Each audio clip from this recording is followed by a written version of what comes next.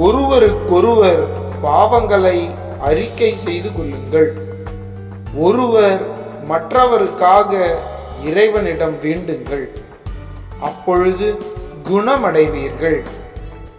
நேர்மையாளருடைய வல்லமை மிக்க மன்றாட்டு பயன் விளைவிக்கும். தூய யாக்கோபு எழுதிய திருமுகம் 5வது அதிகாரம் 16வது இறை திருவசனம். ஒருவருக்கொருவர் பாவங்களை அறிக்கை செய்து கொள்ளுங்கள்.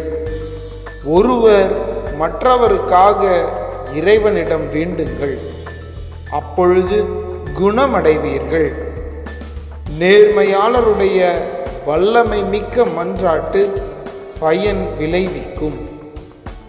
தூய யாக்கோபு எழுதிய திருமுகம் 5வது அதிகாரம் 16வது இறை திருவசனம்.